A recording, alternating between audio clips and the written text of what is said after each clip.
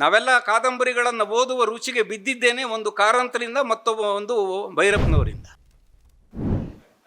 ಮಾರಗ ಪ್ರಶಸ್ತಿಯನ್ನು ಎಸ್ ದಿವಾಕರ್ ಅವರಿಗೂ, ಡಾಕ್ಟರ್ ವಿಜಯ ಸುಬ್ಬರಾಜ್ ಅವರ ಗಣ್ಯ ಲೇಖಕಿ ಪ್ರಶಸ್ತಿಯನ್ನು ಶಾಂತಕುಮಾರಿಯವರಿಗೂ ಪ್ರದಾನ ಮಾಡುವಂಥ ಅವಕಾಶ BM ಶ್ರೀ ಪ್ರತಿಷ್ಠಾನಕ್ಕೆ ಬಂದಿದ್ದರಿಂದ ಆ ಪ್ರಶಸ್ತಿಗಳ ಮೌಲ್ಯದಂತೆ ನಮ್ಮ ಗೌರವವೂ ಜಾಸ್ತಿ ಆಗಿದೆ ಅಂತ ನಾನು ಭಾವಿಸ್ಕೊಳ್ತೀನಿ.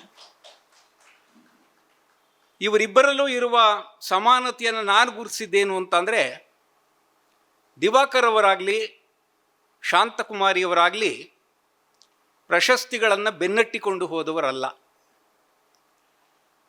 ಪ್ರಶಸ್ತಿ ನನಗೆ ಬರಬೇಕು ಅಂತ ಆಸೆ ಪಟ್ಟವರಲ್ಲ. ಯಾರಿಗೋ ಪ್ರಶಸ್ತಿ ಬಂದಾಗ ಅದು ನನಗೆ ಬರಬೇಕಾಗಿತ್ತು ಅಂತ ಕೊರಗಿದವರಲ್ಲ.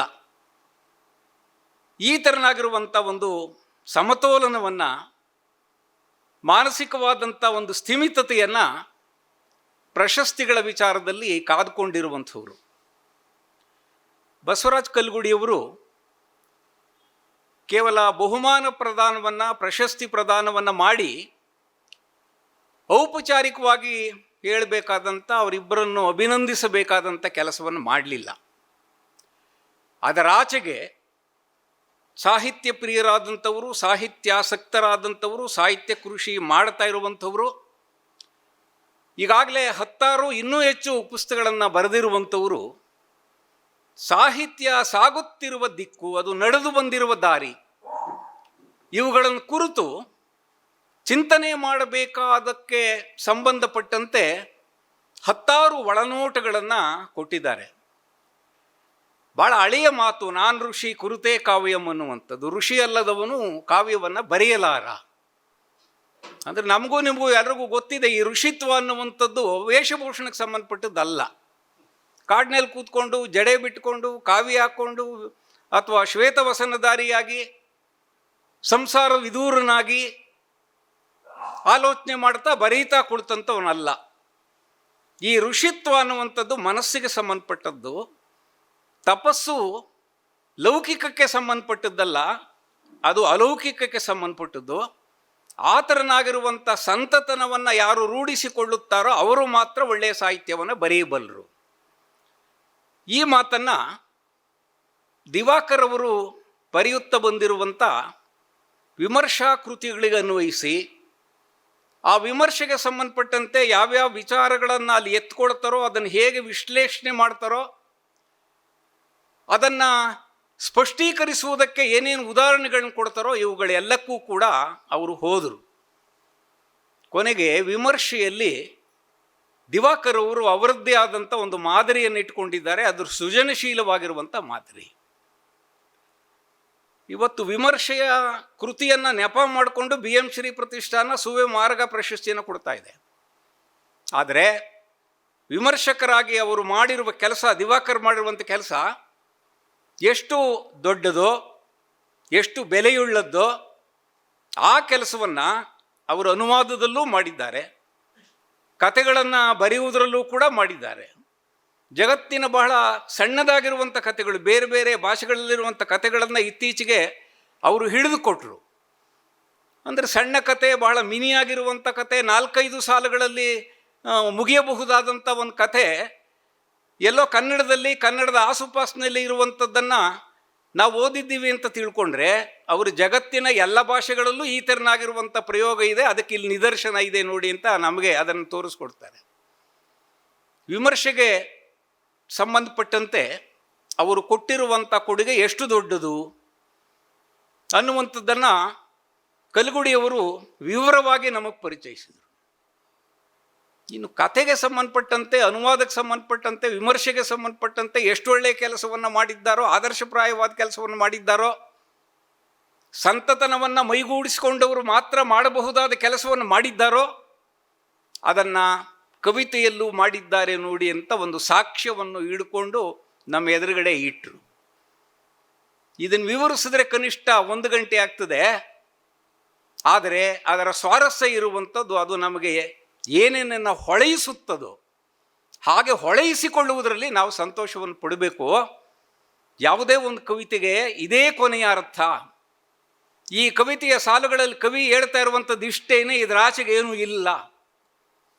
ಕನ್ನಡದ ಎಷ್ಟು ಶ್ರೇಷ್ಠ ಕವಿತೆಗಳ ಬಗ್ಗೆ ಕೀರಂ ನಾಗರಾಜ್ ಅವರು ನಮಗೆ ಪಾಠ ಮಾಡ್ತಾ ಇದ್ದಂಥ ಸಂದರ್ಭದಲ್ಲಿ ಅಡಿಗರ ಕವಿತೆಗಳನ್ನ ಒಂದು ಪದ್ಯವನ್ನು ಒಂದು ಸಾರಿ ಮಾಡಿದ್ದನ್ನು ಮತ್ತೊಂದು ಸಾರಿ ಅವರು ಮಾಡ್ತಿರಲಿಲ್ಲ.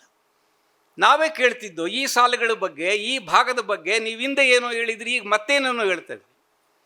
ಒಳ್ಳೆಯ ಕವಿತೆ ಅಂದರೆ ಹಾಗೇನೆ, ಅದು ಸಂತತವಾಗಿ ಹೊಸ ಹೊಸದನ್ನು ಕಾಣುವ, ಹೊಸ ಹೊಸದನ್ನು ಕಟ್ಟುವ, ಹೊಸ ಹೊಸದನ್ನು ಆಲೋಚಿಸುವ, ಹೊಸ ಹೊಸದನ್ನು ಒಳೆಯಿಸುವ ಈ ಕೆಲಸವನ್ನು ಮಾಡ್ತಾ ಇರ್ತದೆ.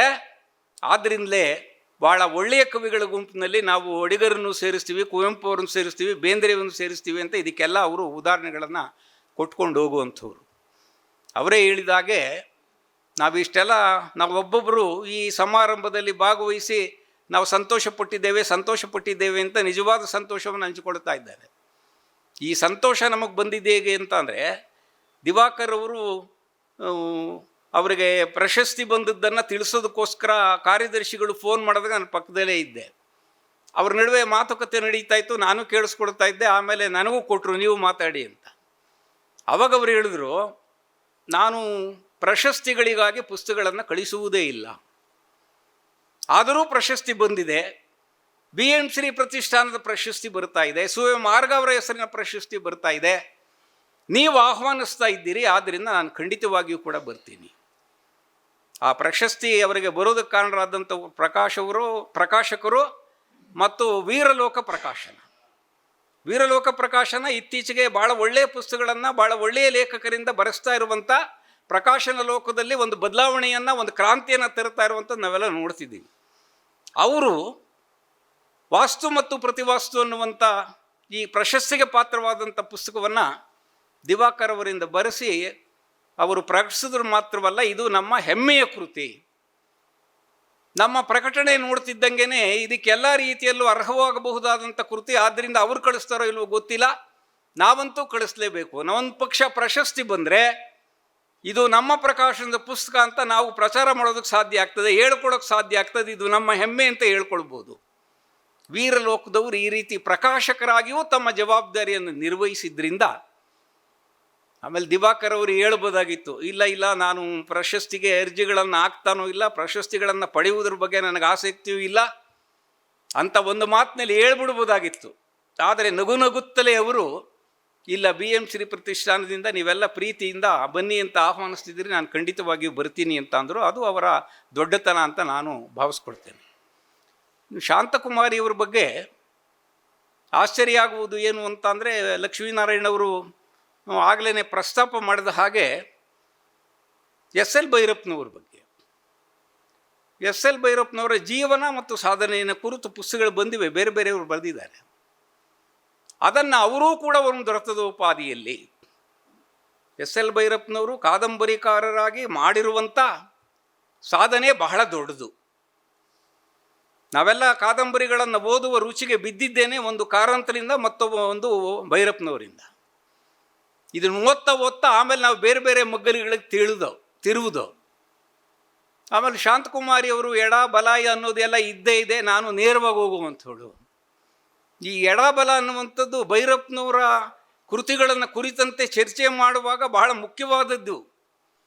ಏಕೆಂದರೆ ಎಡಪಂಥೀಯರಾಗಿರುವಂಥವರು ಭೈರಪ್ಪನವರ ಕೃತಿಗಳಲ್ಲಿ ಏನೇನು ಇರಬಾರದ್ದು ಇದೆಯೋ ಅದು ಸ್ತ್ರೀವಾದಿ ದೃಷ್ಟಿಕೋನದಿಂದ ನೋಡುವಂಥ ಸಂದರ್ಭದಲ್ಲಿ ಅವರು ಸ್ತ್ರೀ ಪಾತ್ರಗಳನ್ನು ಹೇಗೆ ಚಿತ್ರಿಸಿದ್ದಾರೆ. ಕಳೆದ 50-60 ವರ್ಷಗಳಿಂದ ಅದೇ ಪಾತ್ರಗಳನ್ನು ಕುರಿತು, ಅದೇ ಕಾದಂಬರಿಯನ್ನು ಕುರಿತು ಯಾವ್ಯಾವ ಅಭಿಪ್ರಾಯವನ್ನು ವಿಮರ್ಶಕರು ಮಂಡಿಸ್ತಾ ಇದ್ರು, ಅದಕ್ಕಿಂತ ಭಿನ್ನವಾದ ನೋಟಗಳಿಂದ ಈಗ ಮೌಲ್ಯಮಾಪನ ಮಾಡುವ, ಅಲ್ಲಿ ಕಾಣುವ ದೋಷಗಳನ್ನು ಹೆಕ್ಕಿ ತೆಗೆಯುವ, ಅದನ್ನು ವೈಭವೀಕರಿಸುವ ಕೆಲಸವೂ ಕೂಡ ಒಂದು ಕಡೆಗೆ ನಡೀತಿದೆ. ವಿಕೃತಿ ಅನ್ನುವಂಥ ಹೆಸರಿನಲ್ಲಿಯೂ ಕೂಡ ಅವರ ಕಾದಂಬರಿಗಳನ್ನು ವಿಶ್ಲೇಷಣೆಗೆ ಒಳಪಡಿಸಿರುವ ಒಂದು ಉದಾಹರಣೆಯೂ ಕೂಡ ನಮ್ಮ ಎದುರುಗಡೆ ಇದೆ. ಈ ನಡುವೆ ತೂರಿ ಬಂದಂಥ ಮಾತೇನು ಅಂದರೆ, ವಿಮರ್ಶಕರಾಗಿರುವಂಥವರು ಅವರು ಕಲ್ಗುಡಿಯವರ ರೀತಿಯಲ್ಲಿ ನ್ಯಾಯನಿಷ್ಠುರಿ, ಲೋಕವಿರೋಧಿ ಅನ್ನುವಂಥ ಒಂದು ತತ್ವವನ್ನು ಇಟ್ಟುಕೊಂಡರೆ ನನಗೆ ಈ ಪುಸ್ತಕ ಮುಖ್ಯ. ಪುಸ್ತಕದಲ್ಲಿರುವಂಥ ವಸ್ತು ಏನನ್ನು ಹೇಳ್ತದೆ, ಹೇಗೆ ಹೇಳ್ತದೆ ಎನ್ನುವಂಥದ್ದು ಮುಖ್ಯ. ಇಲ್ಲಿವರೆಗೆ ಬಂದಿರುವಂಥ ಸಾಹಿತ್ಯ ರಾಶಿಯಲ್ಲಿ ಈ ಸಾಹಿತ್ಯ ಪ್ರಕಾರ ಭಿನ್ನವಾಗಿರುವಂಥ ಒಂದು ನೋಟವನ್ನು ಕೊಡೋದಕ್ಕೆ ಸಾಧ್ಯವೇ, ಆಸಕ್ತಿಯನ್ನು ಹುಟ್ಟಿಸೋದಕ್ಕೆ ಸಾಧ್ಯವೇ, ಬಹುಕಾಲ ಇದು ಉಳಿಯೋದಕ್ಕೆ ಸಾಧ್ಯವೇ, ಈ ದೃಷ್ಟಿಯಿಂದ ನಾನು ಆಲೋಚನೆ ಮಾಡ್ತೀನಿ ಅಂತ ಹೇಳುವಂಥದ್ದು ಮುಖ್ಯ. ಹಾಗಾಗಿ ಈ ಜಾತಿ, ಮತ, ವರ್ಗ, ವರ್ಣ, ಪಂಥ ಮತ್ತು ಲಿಂಗ ಈ ಎಲ್ಲೆಗಳನ್ನು ದಾಟದೇ ಇದ್ದರೆ, ಯಾಕೆಂದರೆ ಇವತ್ತಿಗೂ ಕೂಡ ಇದು ಮುಖ್ಯವಾಗಿ ಇರುವಂಥದ್ದು. ಜಾತಿನಿಷ್ಠವಾಗಿ ವಿಮರ್ಶೆ ಮಾಡುವುದು, ಮತನಿಷ್ಠವಾಗಿ ವಿಮರ್ಶೆ ಮಾಡುವುದು, ಹಾಗೆ ಪಂಗಡನಿಷ್ಠವಾಗಿ ವಿಮರ್ಶೆ ಮಾಡುವುದು, ವರ್ಗನಿಷ್ಠವಾಗಿ ವಿಮರ್ಶೆ ಮಾಡುವುದು, ಲಿಂಗನಿಷ್ಠವಾಗಿ ವಿಮರ್ಶೆ ಮಾಡುವುದು.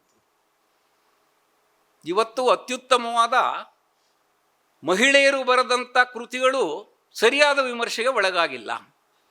ಈ ಥರನಾಗಿರುವಂಥ ಪಕ್ಷಪಾತಗಳು ನಮ್ಮಲ್ಲಿದೆ. ಆದ್ದರಿಂದ ಇವುಗಳನ್ನು ಮೀರದೆ ಹೋದರೆ, ಜಾತಿ, ಮತ, ವರ್ಗ, ವರ್ಣ, ಪಂಥ ಮತ್ತು ಲಿಂಗ ಇವುಗಳ ಆಚೆಗೆ ವಸ್ತುನಿಷ್ಠವಾಗಿ ವಿಶ್ಲೇಷಣೆ ನಾವು ಮಾಡದೇ ಇದ್ದರೆ ಈ ವಿಮರ್ಶೆ ಬಹುಕಾಲ ಉಳಿಯೋದಿಲ್ಲ. ಇವತ್ತಲ್ಲ ನಾಳೆ ದಿವಸ ಇಂಥವೆಲ್ಲವೂ ಕೂಡ ಇದರಲ್ಲಿರುವಂಥ ಹುಳುಕುಗಳು ಹೊರಗಡೆಗೆ ಬರ್ತವೆ. ಅಂಥವರೊಬ್ಬರು ಉಟ್ಕೋತಾರೆ. ನಿಷ್ಪಕ್ಷಪಾತವಾಗಿ ಅಂಥ ವಿಮರ್ಶೆಗಳು ನಡೆದಾಗ ಅವುಗಳು ತಮ್ಮ ಸ್ಥಾನ, ಮಾನ ಏನಿರ್ತದೋ ಅವುಗಳನ್ನು ಕಳೆದುಕೊಳ್ಳಬೇಕಾಗಿ ಬರ್ತದೆ. ಒಂದು ಸಾರ್ವಕಾಲಿಕವಾಗಿ ನಿಲ್ಲುವಂಥ ಕೃತಿಯನ್ನು ರಚನೆ ಮಾಡಬೇಕಾದಂಥ ಮಾದರಿಗಳು ಒಂದು ಕಡೆ ದಿವಾಕರ್ ಮತ್ತು ಇನ್ನೊಂದು ಕಡೆ ಶಾಂತಕುಮಾರಿಯವರು. ಇವರಿಬ್ಬರಿಗೆ ನಾವು BM ಶ್ರೀ ಪ್ರತಿಷ್ಠಾನದ ಮೂಲಕ ಸುವ್ಯ ಮಾರ್ಗ ಪ್ರಶಸ್ತಿ ಮತ್ತು ಡಾಕ್ಟರ್ ವಿಜಯ ಸುಬ್ಬರಾಜ್ ಅವರ ಪ್ರಶಸ್ತಿ, ನಮ್ಮೆಲ್ಲರಿಗಿಂತ ಹೆಚ್ಚಿಗೆ ಸಂತೋಷವನ್ನು ಡಾಕ್ಟರ್ ವಿಜಯ ಸುಬ್ಬರಾಜೇ ಅನುಭವಿಸಿರ್ತಾರೆ. ಏಕೆಂದರೆ LV ಶಾಂತಕುಮಾರಿಯವರಿಗೆ ಬಹುಮಾನ ಬಂದಿದೆ ಅಂತ ಕಾರ್ಯದರ್ಶಿಯವರು ತಿಳಿಸಿದಾಗ ಹೌದಾ ಅಂತ ಆಶ್ಚರ್ಯಪಟ್ಟಿದ್ದಲ್ಲ, ಸಂಭ್ರಮಿಸ್ತವ್ರು ಅವರು. ಯಾರಿಗೆ ಬರಬೇಕಾಗಿತ್ತು ಅಂತ ನಾನು ಇಲ್ಲಿವರೆಗೂ ನಿರೀಕ್ಷೆ ಮಾಡ್ತಿದ್ನೋ, ಅಷ್ಟೇ ಅಲ್ಲ ಆಸೆ ಪಡ್ತಾ ಇದ್ನೋ ಅಂಥವ್ರು ಬಂದಿದೆ. ಕನ್ನಡ ಸಾಹಿತ್ಯಕ್ಕೆ ಅವರ ಕೊಡುಗೆ ಏನಿದೆ ಬೇರೆ ಬೇರೆ ಪ್ರಕಾರಗಳ ಮೂಲಕ, ಅಂಥ ಹಿರಿಯರಿಗೆ BM ಶ್ರೀ ಪ್ರತಿಷ್ಠಾನದ ಮೂಲಕ ಸಲ್ಲಿಸಬಹುದಾದಂಥ ಒಂದು ದೊಡ್ಡ ಗೌರವ ಅಂತ ಭಾವಿಸ್ಕೊಂಡಂಥವರು ಡಾಕ್ಟರ್ ವಿಜಯ ಸುಬ್ಬರಾಜ್ ಅವರು ಮತ್ತು ಸಂಧ್ಯಾ ರೆಡ್ಡಿಯವರು, ಶೈಲಜಾ ಸುರೇಶ್ ಅವರು ಮತ್ತು ವಿದ್ಯಾ ಶಿರಹಟ್ಟಿಯವರು, CK ಜಗದೀಶ್ ಅವರು. ನಾವೆಲ್ಲರೂ ಕೂಡ ಹೆಮ್ಮೆ ಪಡುವಂಥ, ನಾವೆಲ್ಲ ಸಂತೋಷ ಪಡುವಂಥ, ನಾವೆಲ್ಲ ಒಳಗಿನ ವಿಚಾರಗಳನ್ನು ಬಗೆದುಕೊಂಡು ಒಂದು 5 ನಿಮಿಷ, 10 ನಿಮಿಷ, 15 ನಿಮಿಷ ನಿಮ್ಮ ಜೊತೆಯಲ್ಲಿ ಹಂಚಿಕೊಳ್ಳೋದಕ್ಕೆ ಸಾಧ್ಯವಾಗುವಂಥ ಒಂದು ಸಮಾರಂಭ ಏರ್ಪಾಡಾಗೋದಕ್ಕೆ ಮತ್ತು ಸಾಹಿತ್ಯ ಲೋಕದ ಅನೇಕ ಗಣ್ಯರು ಈ ಕಾರ್ಯಕ್ರಮದಲ್ಲಿ ಆರಂಭದಿಂದ ಇಲ್ಲಿಯವರೆಗೂ ಉಪಸ್ಥಿತರಿರೋದಕ್ಕೆ ಮತ್ತು ನಮ್ಮ BM ಶ್ರೀ ಪ್ರತಿಷ್ಠಾನದ ಕಾರ್ಯಕಾರಿ ಸಮಿತಿ ಸದಸ್ಯರು ಕೂಡ ಇಲ್ಲಿರುವುದಕ್ಕೂ ಕೂಡ ಸಂತೋಷ ಆಗ್ತಿದೆ. ಮತ್ತು ಇವರೆಲ್ಲರ ಪ್ರತಿನಿಧಿಯಾಗಿ ನಮ್ಮನ್ನು ಮಾರ್ಗದರ್ಶನ ಮಾಡಿ ರುಜುಮಾರ್ಗದಲ್ಲಿ ಕೊಂಡೊಯ್ತಾ ಇರುವಂಥ ಗೌರವಾಧ್ಯಕ್ಷರಾಗಿರುವಂಥ R ಲಕ್ಷ್ಮೀನಾರಾಯಣವರು ಜೊತೆಗಿದ್ದಾರೆ. ಇಷ್ಟು ವಿಚಾರಗಳನ್ನು ನಿಮ್ಮ ಜೊತೆಯಲ್ಲಿ ಹಂಚಿಕೊಂಡು ನನ್ನ ಮಾತುಗಳನ್ನು ಮುಗಿಸ್ತೇನೆ. ಸರಿಯಾಗಿ 7:15. ನಮಸ್ಕಾರ.